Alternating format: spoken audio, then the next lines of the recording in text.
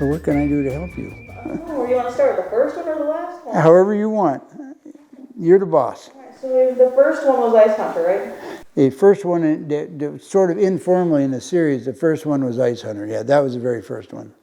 And that was about diamond exploration up here, which I learned about in the 80s when I was working for the Upjohn Company.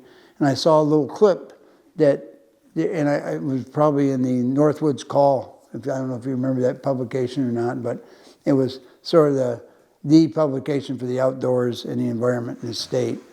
Is your mic okay? Yeah. Okay.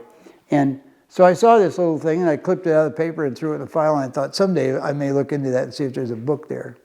And so when I decided to do this series about conservation officers, that was the first one I did. What happened was I wrote the first book about the ice hunter and gave it to my agent in New York, and then she went to the publisher and she showed them. They said, well, what about some other ideas? So I gave them 12 synopses of plots. And so then they bought this book, Lions Press, and it started from there. And that was in 2001. This came out in 2000, and then Ice Hunter came out in 2001. And so we've been going steadily since then. So you knew it was going to be a series right away? I didn't know it was going to be a series, but that's what they wanted to know, if I could do a series. And so I gave them a perspective on some other plots. Now, the odd part is we're now on the 12th book, 13th if you count Snowfly, and I've still got 6 plots I haven't covered. So I found other things along the way. Things like the garden wars with all the fighting over the commercial fishing and stuff. I didn't even factor that in. I didn't really know much about it when I gave them the ideas. But as I started working with officers, especially the older guys and gals, they'd all been involved in that. And that's all they could talk about. And I said, well, how can I write a series about these people without addressing that? And so I wrote, that was one of the ones I wrote that took the place of one of the other plots. But that's normal. Writers have a million ideas. Almost none of them come to fruition, you know. You only have so much time, so you can't do everything. So there's a question I get asked all the time, which I don't like, but I'm going to ask you, do you have a favorite book? Yeah, the one I'm working on. Same as you, program you're working on, right? Of course it is, yeah. What's your favorite kid, you know? All of them, whatever one I'm dealing with at that day. No, I don't have a favorite, okay? They're all different. Like the Snowfly, it's a book I never planned to write. I was working on something else one Saturday morning, sat down at my computer, actually handwriting at that point, and wrote this piece, which is the forward in that, and came upstairs to get coffee and said, what the heck am I going to do with this? And just, well, I'm just going to follow it. There's a voice in my head. So I went back down and wrote that book in 45 days. Never planned to write it. It was obviously in my mind someplace, but not in my conscious mind. And that's the only time that's ever happened in 25 books. So it's pretty rare, but it does happen. But that then led me into the series. So when you do pick a subject to write and write a book, it often leads you in other places that you may have not suspected when you started out with the first one. You just don't know where this will ever take you. Just like when you're writing a book, I don't plot out stories. Most writers I know don't have plots. I couldn't diagram a sentence now if my life depended on it. They have to put me on a wall and shoot me. I can't do that. Don't have any idea how to do it. But you listen, characters form in your mind, and they start talking, and you listen to them, and you see what they're talking about. And if they're interesting, you let them talk. And over time, then you decide, yeah, this is a pretty interesting character. I think I'm really going to listen to this one. And so you start listening, and then another character comes alive because that one's talking to someone, and that's how a book develops. Over time, then, the characters interact, and you basically just follow the interaction. It's similar to what you do in terms of production. You've got people that you're photographing. They're going to tell a story on the other end, and it doesn't take a whole lot of questions from you, by and large. There's going to be some sort of interaction there which you can film, which has some sort of dramatic effect to it, which you then change and enhance when you edit, right? It's the same process. Just it all goes on in your head. That's the difference. So how did Grady Service get in your head, that character? It was random. When I wrote The Snowfly, I wrote these two characters in Vietnam that the protagonist in that book meets, and they both end up in the Woods Cop series. And one of them is Grady Service, and two guys are Marines in Vietnam. And then I wanted, as I was writing the book, he came back again as a character later after the protagonist in this book is out of Vietnam. He's a correspondent. He ends up in the Upper Peninsula and runs into Grady again, who's now a civilian and a game warden. Now, why did I make him a game warden? Random choice in some sense. But I grew up I'm an Air Force brat, so I grew up all over the world. But I'm from Rhine Cliff, New York, which is on the Hudson River. And my dad's best friend was the biggest violator in Dutchess County when they were kids. And World War II came along. My dad had joined the military in 1938, and then his friend joined after Pearl Harbor and became a Marine and went into the Pacific. And when he came back from the war, the county made him the game warden because they appointed him in those days. And so they took the biggest poacher and turned him into the game warden. So that was all I knew about it, other than he cleaned up the county. That I heard too, because everybody complained about him. He was really tough on people. I mean, he was really tough. So I say arbitrarily I made Grady a game warden, and I did arbitrarily, but probably that other guy was in my mind at the time. Who knows? Again, I didn't play in the books. It just popped out. And why did you decide then the Upper Peninsula? Because when my dad's last assignment was here, we were transferred. We were in Texas at security service, and then my dad was sent to the University of Oklahoma for a year of study. And then he was sent here to Kinross, what was Kinross Air Force Base when we got there, over by Rudyard in Chippewa County, became Kinslow Air Force Base while we were there. He was basically there to help transfer it from Air Defense Command to Strategic Air Command. They expanded the base greatly. The only reason that there were Air Force bases in the Upper Peninsula and in Oscoda was that at that time, Soviet submarine-based ballistic missiles their missiles could not hit. This is the only place in the United States they couldn't hit. So that's why those three bases with B-52s are up here. And so that's why we were up here. Well, when we came up here, we drove this long driveway out to the gate. My mother cried because it was so far out in the woods, and I couldn't stop smiling. I kept looking at all the woods and creeks and rivers and lakes, and I'm going, oh my God, am I going to love this? And I did. And so I fell in love with it the first day I was here. I went to Rudyard High School, which was a great high school. I got a great education. Teacher there was one of the influences in my being a writer. I've been a lucky, lucky man, and the UP played a great part of that. I love the UP, so I've been coming back ever since, and I'm here about 6 months a year. Today's Discover the UP podcast is brought to you by Hardcore Outfitters of Iron Mountain. Hardcore Outfitters strives to promote and instill an enjoyment of the outdoors for all ages and individuals. Whether you're already an avid outdoors person who enjoys the thrill of the hunt or newly learning the art of archery, sharpen your skills at their indoor archery range and check out their line of products from Matthews, Hoyt, Bear, Raven, Centerpoint, 10-Point, and Wicked Ridge. If being on the water drives your passion and has you hooked, they have an impressive selection of year-round fishing gear, plus a full-service bait shop and the largest selection for fly fishing the UP. Go to Hardcore Outfitters in Iron Mountain, tell them I sent you, and discover what outdoor hobby or adventure awaits you. And so, I mean, you obviously draw inspiration from the UP and from, the areas, the different woods and waters. You spend time in all those places that you write about? Yeah, and the UP is a character itself. I mean, we have characters in the book. I mean, I write about contemporary conservation officers, and I ride around with them. About a month a year, I'm in trucks with them. I've been doing that for 22 years. They've taken me all over the state into all kinds of situations you can't imagine. Situations that don't end up in programs like Ordens and the TV ones, which are kind of domesticated in some ways. You really see the nasty things they have to deal with. And so their characters, the people they deal with their characters, and then the environment and the geography here is also a character, because the UP, the weather here, and the geography itself determines what you can do. If you're an officer in Iron County and you're in Northeast County, and you get a call from the Northwest County, you can't get there straight across. You've got to go all the way down and all the way up. And so geography always plays a role in what's going on, and the weather on top of that. So yeah, everything is here. And then I try and get my people into places that most readers probably never get there on their own. And I want to tempt them a little bit to get out of their vehicles and go look.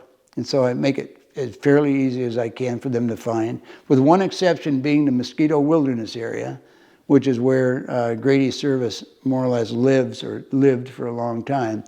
And there was a period of time in my life where people would call my home at 4 o'clock in the morning and saying, "I've found the Mosquito Wilderness." And I'd be, "What?" And they'd say, "I found the Mosquito Wilderness. Where are you?" "Well, I'm in such and such." "Nope, that's not it." Damn, they'd hang up. So that went on for several years off and on. And I still get questions about it. People always want to tell me that they know where it is. It's a real place. It doesn't have that name. And I just don't care to have people traipsing into that particular spot. That was one of my questions. Is it a real place? It's a very real place, yeah, it is. Just doesn't have that name. And is that like your favorite place then? Yeah, one of my favorites, yeah. Mm-hmm. Yeah. But I don't dive in there very often anymore. It's pretty rough country. Mm-hmm. That's what I like about doing a TV program too. I get to show people places that they might not see otherwise, or like you said, tempt them to actually get out and explore. Yeah, and I think a lot of our fellow Michiganders really appreciate natural beauty, and they're looking for someone to point them. They like that. You know, I have people actually drive the routes that my officers drive in the novels. They follow the landmarks, and they will call me up and say, "Hey, you have him turning east here, but the road only goes to the west." And I look at him, "Hey, he's right. You know, I misspoke, and fact checkers didn't get that, and all that stuff." But so people, when you start writing stuff down like that, you probably encounter the same thing with your videos. If you're not quite accurate with things, people will let you know. You know, most of them are very nice about it. Sometimes they're not nice about it. I wrote a book one time called The Berkut, which is set at the end of World War II. And I had a guy, 20 years after the book came out in '87. So 20 years later, this guy calls me up and says, "Hey, I got something for you." He said, "Love your book." He says, "But on page 419 or whatever it is, it's like a big thick book. Page 419, you've got the Soviet T-7 tank operating, but I think it didn't come into operation until 3 months after that." "Thank you very much. I'll make sure we get that in a reprint." He's trying to be helpful, right? It's like no concept between what's on the paper and what's in the mind of the person who's putting it there, or the fact that you've been through 2 million words since then. So remembering, I didn't even know the T-7 tank in the story. I can't remember it all. I suppose after you write a bunch of them, yeah. It's a lot of fun. So you've spent a lot of, I first learned about your book by riding around with the conservation officers, filming the show wardens. That's how I heard about your first one and bought it and read it. Who were you riding with? Do you remember who it was? I don't remember at that time. The very first one I rode with was, he's in Marquette. Can't think of his name. But anyways, I'm not entirely sure which. I think it was one of the younger ones that mentioned your name though, because I think you had recently ridden with one of them. But I mean, do you, in your stories, have you drawn like inspiration directly from any encounters or anything that? I have some of the scenes that take place in the books are based on actual experiences I've had with the officers. Others are ones I make up. But I try to make them real based on the experience I've gotten with these people. One of the things, it's a great honor to be able to do what I do. And great trust has been given to me to not hurt their operation in any way. And so I try not to do that. One of the things I will do is when I'm with an officer and we're going into something, I will say to him, "What are you thinking about right now? What factors are you weighing right now? Other than worrying about my old ass and something happening to me. What are you thinking about? What factors are we concerned about? What are we going to be looking for when we get this based on what we know?" And they're very giving to me and very candid about what they're thinking about. And that goes on all through the patrols. And that, so then over time, has allowed me to accrue a certain amount of knowledge, superficial, but to accrue a pretty good base of understanding of how they think in certain situations, and then to try and apply that to my characters to make it as realistic as possible. So it's a give and take situation. Plus, having two people in a truck is always safer than one person, even if it's an old guy. And then we do other things. For example, I had a partner one time who used to carry a, what do you call it? People push it around, old guys. What is it? A walker.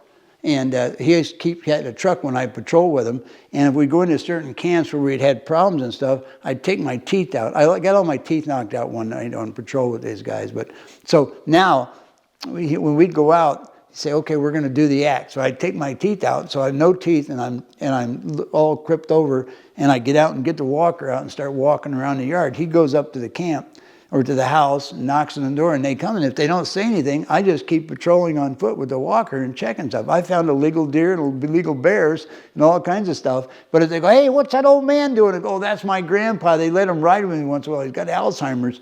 And so they let him ride along with me once in a while. I said, well, I don't want him over there. Okay, hey, Grandpa, get back. You know, you're not supposed to be doing that. True story. So I had a lot of really interesting experiences. They send me in to buy stuff. I bought steelhead, legal steelhead, and bought bait for illegal from illegal bait shops and things like that. So Wow. They just treat me like one of the troops. I didn't know there was illegal bait shops. Yeah, you have to be licensed to do all that stuff. Mm-hmm. Yep. And usually what they do is they warn somebody and say, you're supposed to have a license for this. So, I'll come back in a month and check it. Well, send me in there and I go in and buy the bait. And, then they go and say, you got a license yet? No. Didn't I tell you? Yeah. Today's Discover the UP podcast is brought to you by Big Valley Ford, Dodge, Chrysler, Jeep in Ewan, Michigan. When I'm traveling around the UP, I'm surprised, and not surprised, by how often the vehicle in front of me has a Big Valley sticker on it. Big Valley Ford, Chrysler, Dodge, Jeep, Ram is located in the tiny town of Ewan on the west end of the Upper Peninsula. People from across the region buy their new and used cars and trucks from Big Valley, and they drive all the way back to Ewan to get them serviced. Which reminds me, I'm probably due for an oil change myself. I'm on my 4th new Ford vehicle with over 500,000 miles under their tires, so I'm probably due for a tire rotation too. Big Valley is a one-stop shop for all your vehicle needs with a full service department, parts department, and body shop. I got caught in a hailstorm once with my last truck, and they made it look just like new. If you're looking for a new or used vehicle, go see them in Ewan or check out their inventory online at bigvalley.biz. So back to you busted your teeth out, Donna. Yeah, I was with an officer named Steve Burton, who eventually was assistant chief, who's now retired. We were down in the, what's the name of that peninsula, Lonnie? No, not the Garden, next one over. Stonington. We're at the bottom of the Stonington at the creek down there. And long story short, we set up with infrareds and watched this spearing crew with pike. And it was Easter Sunday, 37 degrees out, raining. Water was 37 degrees, and the creek was swollen. And we were down on our knees in the water and setting our equipment up on a big boulder, it's like a base camp. Suddenly he goes, we got to go, they're leaving, and he took off. Well, he's about 6'4" and runs like an antelope. And so I go after him. I had the scope at the time, so I was blind for a couple of minutes. And so I go across. At any rate, I get up there following him, and I can hear sound, but I can't tell if that's him sloshing or what it is. Finally, I said, if he can do this, I can do this. So I go forward, take a couple of steps. I notice that my feet are suddenly flat. I'm not stepping on a lot of lumps and things. And I didn't register what it was. And I walk forward and I hit something and it spins me. It's a tree. And when it spins me, dumps me right into the creek. And so I hit the water. I went, oh God. And I immediately pull myself up to the surface. It was overflowing. There's a culvert there. And so I look up and I go, that son of a gun's going to take me through the culvert. So I immediately did a kick around. So I went down through the thing like Jesus with my arms out. And it shot me out of the end of the culvert. And when it shot me out, I hit something and it spun me. And as it spun me, a spotlight shined right down on my face. It was the spearing crew who were leaving in their vehicles. And they went across the bridge. And when they saw me, they threw their spear out on the road. And they kept going. And so I go, it's sweeping me down. It's about 300 yards out to Lake Michigan from where I go in the water. And I thought, this is not good. So I just very relaxed, and I just put my arms out and kept them out until I finally hooked something. When I did, I kicked a leg over and I swam onto the beach, scraped my face when I hit the beach. Never lost my glasses in the whole thing. Never lost my hat. Lost my flashlight. That was the only thing I lost. So I get up and say, okay, don't lay here. You got to get up and you got to move. You got to move. I have wool on, of course, underneath everything. And so I start traipsing back up the stream along the edge of the stream, which is there's a bridge over the culvert. It's a little bit high. And finally, my partner comes and goes, we got him. It's a dead end road. They got to turn around. I'm going, I can't talk. I'm so cold. I cannot form words. So finally, I crawl up the embankment. And as I crawl up on the road, my hand lands on something. It's the spear. And I pick it up and I go like this. And he goes, good, you got their spear. So he grabs the spear away from me. And then he goes, we got him. And I went, and he went through the culvert. And he went, what? I said, I went through the culvert. He went, you what? I went through the culvert. He says, you didn't make a sound. I said, I didn't want to ruin the bust. He said, I'd have been screaming bloody murder if I went through there. So at any rate, they come back, we stop them, we separate them, and we interrogate them. And the way he interrogates them, he interviews them, puts them in the truck in my seat. And it's raining and pouring. I'm already wet. I'm slogged. But I got a dry hat and dry gloves in the truck. And the first guy that gets in is kind of fat and has trouble getting in. And he puts his hand up like this and he sweeps it all out. All my warm stuff out of the truck into the water, into a big puddle, and drenches them. I wanted to drag him out and kill him right on the spot, but I couldn't do that. I didn't even say anything. I just picked it up and threw it in the back seat and stared daggers at the guy. At any rate, we wrote the tickets and kicked them loose and got the fish and took the thing. And then we start heading back to Escanaba because there's all kinds of patrols out that night, and we're all going to meet back there and see how everybody did. One of those group missions. And he said, what are you talking about going through the culvert? I said, I went through the culvert, turned the damn heater on, I'm freezing to death. And he went, you really went through the culvert? He went, oh my God. So when I got back, the word went around pretty fast. So I suddenly my nickname was Splash.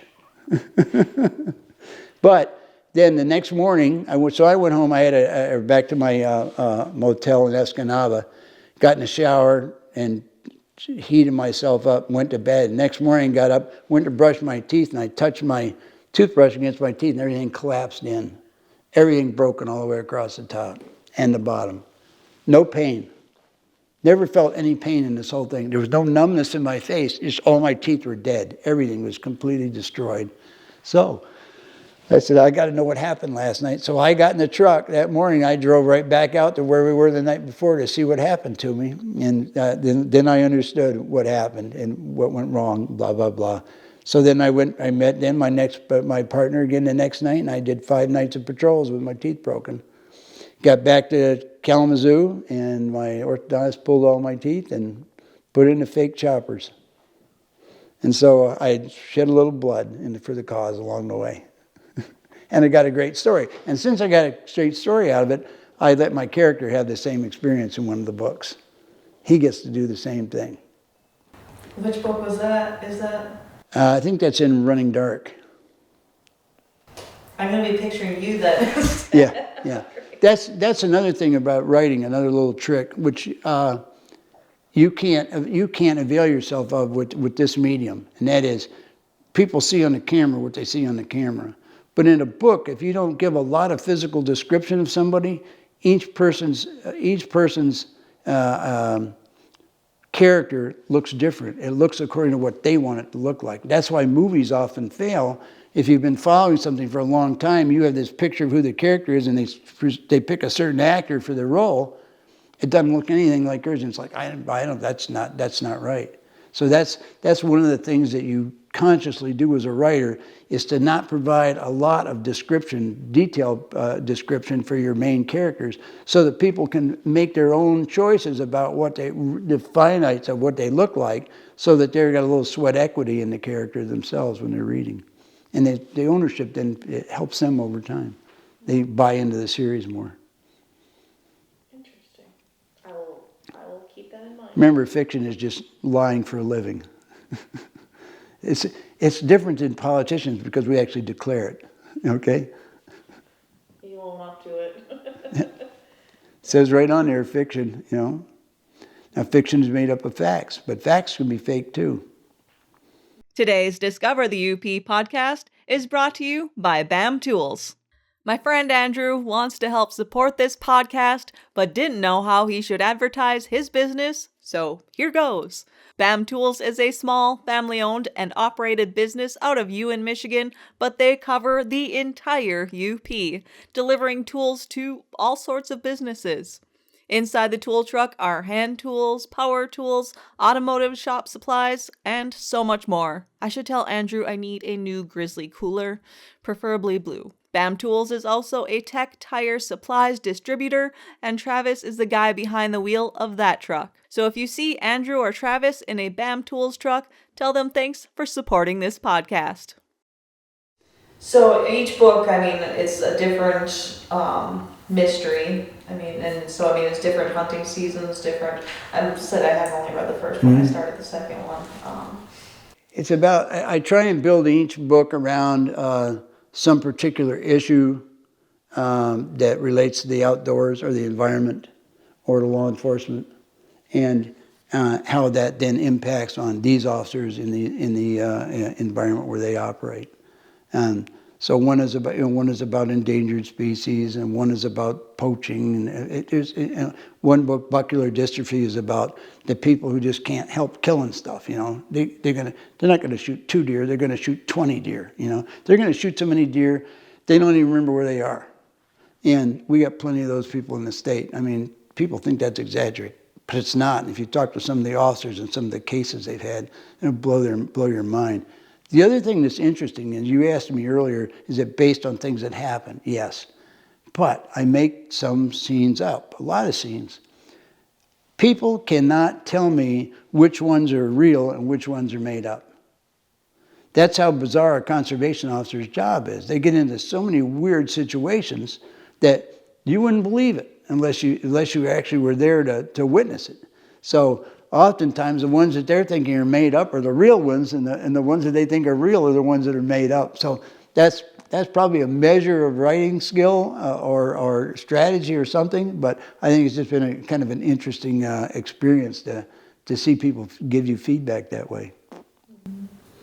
Yeah, I'm always disappointed. I haven't gone into anything really crazy or anything in all the writing I've done with wardens. There's been some interesting things, but nothing super. Well, it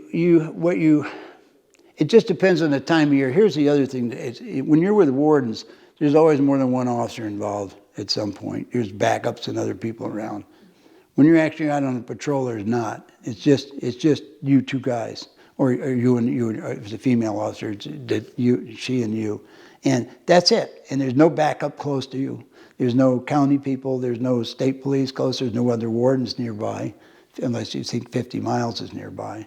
So that's when things tend to get more dicey, is when the bad guys and troublemakers think that they have superior numbers, and they think they can play games then. It doesn't work, but they think it can. I've seen some real interesting ones. Mark Liebman, that's the first one I ever wrote with. Yep. He's a great officer. Now he's sergeant, I believe. Yep. He's a great investigator. He was a digger, yeah. No, all the rides you did, are they all in the UP, or did you ride the Fox? No, I've been all over the state. I did a Memorial Day weekend in downtown Detroit, living in a hotel in the Cass Corridor. and my partners picked me up every morning. We did the silver bass runs, and then we did walleye fishermen out in the lake, and then we did a couple of other patrols as well, group patrols.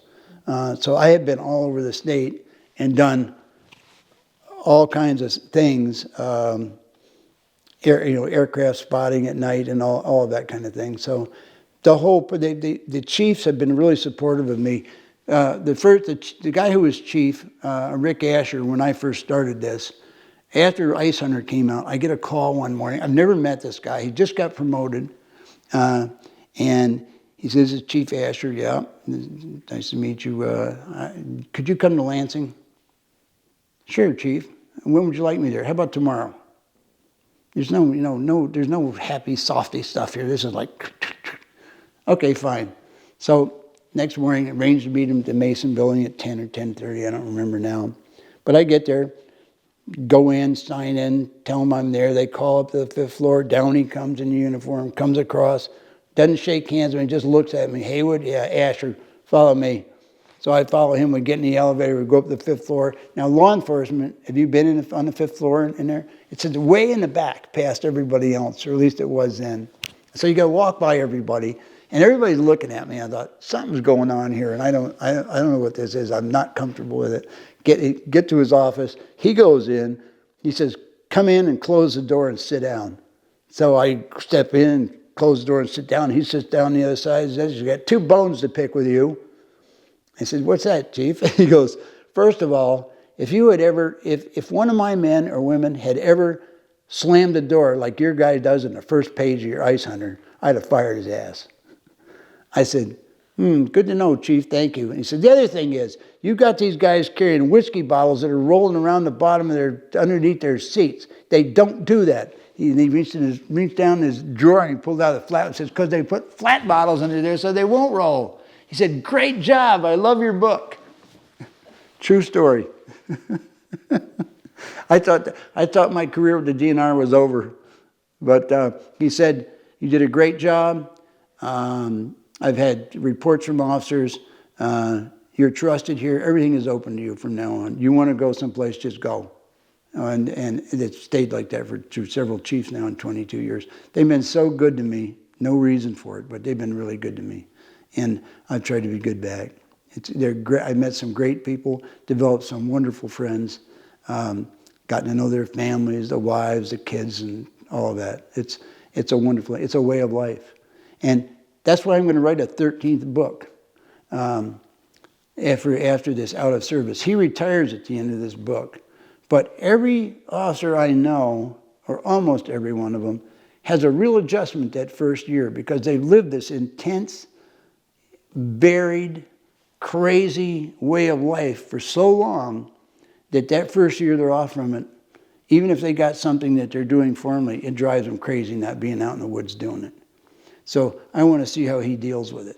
I don't know how it'll turn out because I never do with these, but that's the plan and that's my interest in it. I want to give him then the same experience that a lot of these officers have and see how he deals with it. And we'll see how it turns out. When will it be done? No idea. I have started it actually, but. I mean, is there going to be a mystery involved? Oh yeah, of course, yeah. But how will that mystery? How will he be involved in it? I mean, he's not an officer. He's not sworn law officer anymore. How else would he be involved? Of course, there are all kinds of agencies, law enforcement agencies in the world who use people as consultants and things like that. Plus, he has done work tracking and manhunting kinds of work for other agencies over the course of his career. So he has a lot of options and ways he can go. There'll be a story involved. I won't necessarily a mystery, but it'll be a story. Today's Discover the UP podcast is brought to you by Cooking Wild Seasonings. Cooking Wild Seasonings. Flavor and meat. Just mix, heat, and eat.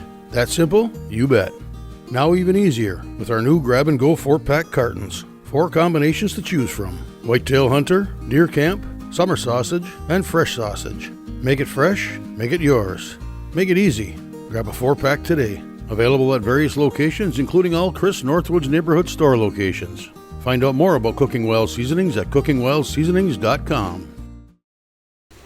Back to your riding, I mean, 22 years, I mean, what kind of changes have you seen just either in the law enforcement, the conservation officers, or even just in the UP and the hunting community? Well, the hunting community, And fishing, I guess. yeah, and fishing. I don't know. I wouldn't want to generalize. The hunting community is, you have a lot of people who try and do things right, and you have a lot of people who just don't care. And the fishing community is pretty much the same way. And their attitudes vary. And the officers are dealing with the same kinds of attitudes now that they were dealing with 22 years ago.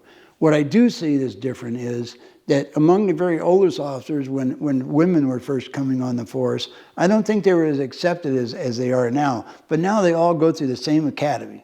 So you have women and men who go through they do the same stuff, and it's not easy.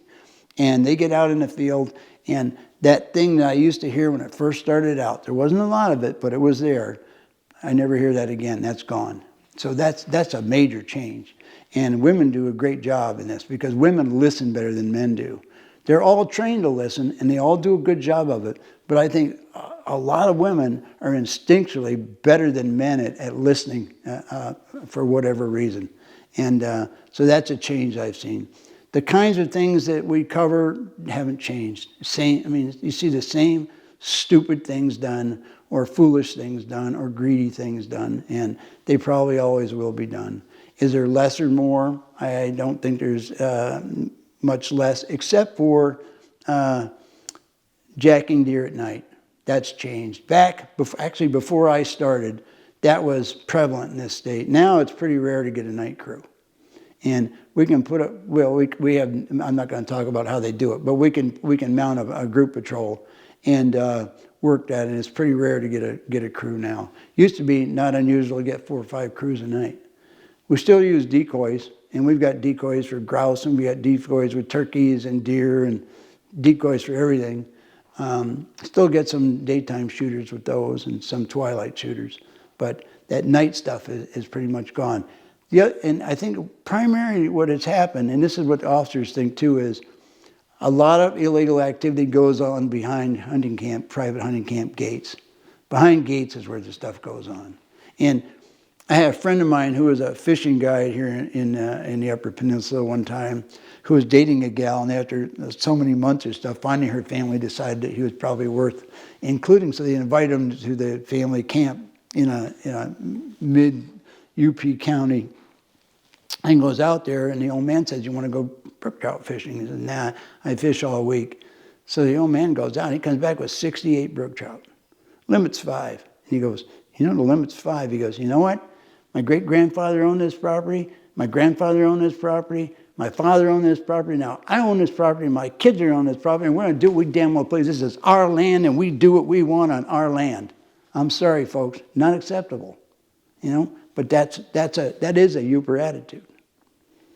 It's not just a Yooper attitude, it's a rural attitude, I think. And you find it any place where people are living out in vast natural resources. And it's based on an assumption that there's so much it'll last forever.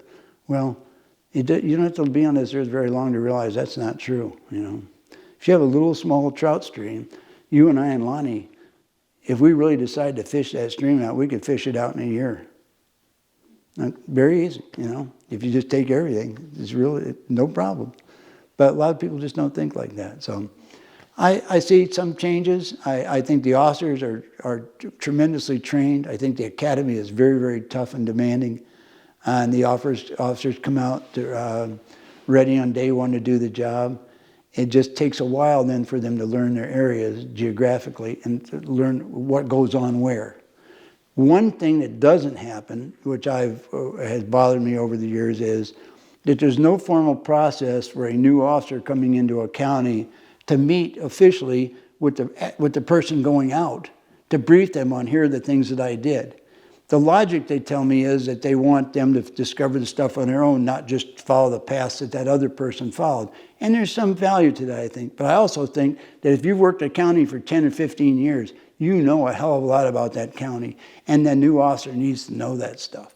Now, they don't formally do anything, but informally, a lot of officers try and pass that information along, and I like that. But there was a time when that effort was not made. It's much better now, I think.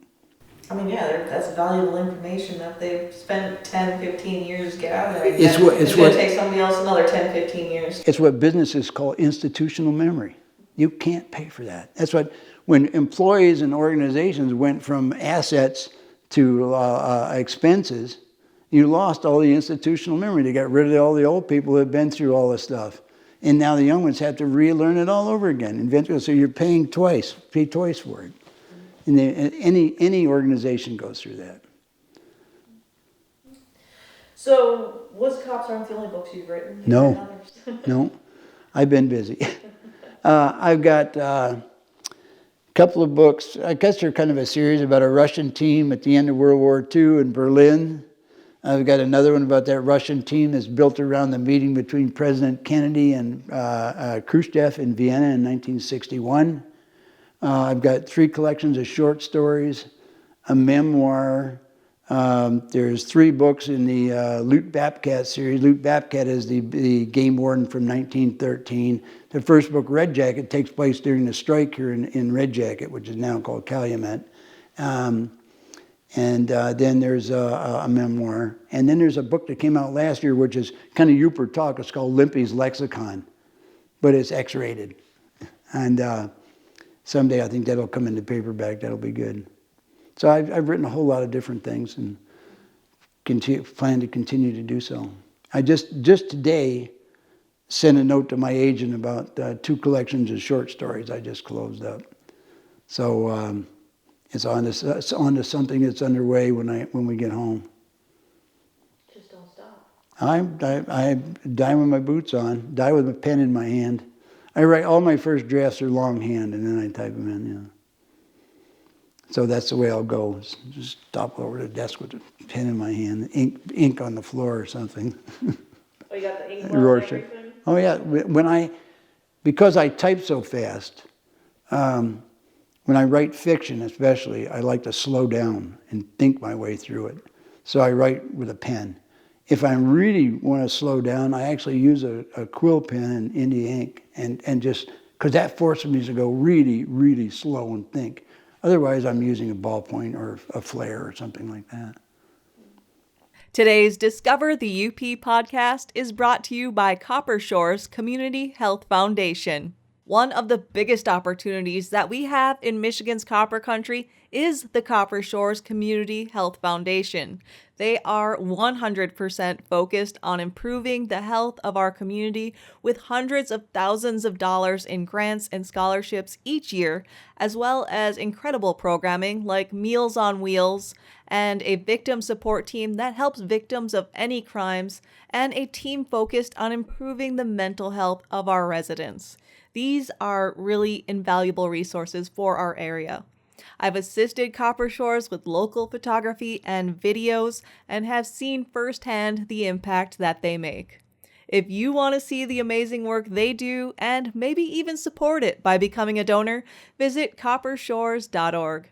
So thank you to Copper Shores for your support of this podcast. As I put in my email, any tips for anybody that has aspirations of writing a book someday? Yeah, first of all is know the length that you want to write when you write a story. If you have a story, it needs to have a beginning, a middle, and an end. Everybody knows that. There really aren't very many rules other than that. Next thing is write the whole story. If you're going to write a novel, it ought to be 100,000 words. Pages are meaningless because the size of the type will determine, and the size of the page will decide the number of pages, right? And the physical size. So it's words that count. The average novel in this country is 90 to 100,000 words. So if your story is only 30,000 words, you're short. All right, it's got to be 90 to 100,000. That's the rough. You might, if you're well known, you might take it down to 75,000 or 80,000, but that's the range you shoot for. The next thing is, I would advise no self-publishing. Get an agent. Write the book. Make it as good as you can possibly make it. And then find an agent for that book. The agent you'll pay 15% of gross to, but they won't make a penny unless they sell something. So you don't pay agents to go out and hawk the book for you. It's strictly a commission on sales. So I get an agent. You want to write books or do you want to be a publisher? Because if you're self-publishing, you're screwing around with writing the book, editing the book, doing the graphics, doing the production, doing the sales, doing the distribution. Do you want to do all that or do you want to write a book? If you want to write a book, write a book. Get an agent. A literary agent. There's a book in your library that lists all the literary agents in New York, and that's where you should probably find one. And there's some in LA, but they function more for the film and TV industry. New York agent, and start there. And yeah, it's going to be a little slow finding an agent, but if you're writing something that's good enough, the agent will say, yes, I want to rep you. My first novel I wrote as a play in a playwriting class at Western Michigan in my master's program. And my professor said, it's a crappy play. He said, but I think it'll make a great novel. So I turned it into a novel. And then he gave me his agent, or the name of an agent. I don't remember how that worked now. And that guy had it for a couple of years and I think he was on drugs. He would call me every now and then and say, yeah, I got a deal in the works and this is blah, blah, blah. Nothing ever happened. So after a couple of years, I said, this is enough of this. I got to have an agent who actually works. So I called another friend of mine who's a writer. Do you know any agents? I need an agent that actually is out there doing something. Yeah, I know somebody. She's just got a few clients, but she's real good and she's real connected. And I said, okay, so center the novel. It was before Christmas in 1980, or before Thanksgiving in 1984, I think it was. And sent it to her before Thanksgiving. She said, and she called me back the following week after Thanksgiving, said, I'd like to rep you. I think I can sell this. A week later, she called and had a sale. So I've been lucky. All right, that was my. Have you had a lot of rejections? No. And amazingly, all my titles are still in print. Oh, except for one cartoon book I did back in the 60s. Awesome. All right. Like I said, I've been very lucky. And the UP has been a great part of my luck. And I hope it stays that way the rest of the sale. So you spent some time in Central, you spent some time in Alberta. Mm-hmm. Where's next year? We're coming back to this area next year. We were in Alberta 8 years. We were in Stevenson for a year. We were in Deer Park and that area for 6 years. So we've been all around. And then if you take my time up here for patrols and stuff, I've lived in Iron County a lot, and I've lived in Mackinac County and Chippewa County. Lived all over the place up here. So we'll see what happens. The nice thing about coming up here is the quiet. It's serene.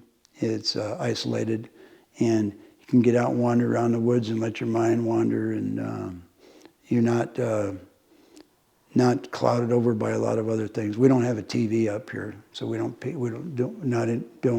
have to worry about all that kind of stuff. We just kind of sign ourselves off from the world and get to it. And you do a lot of your writing while you're up here? Yeah.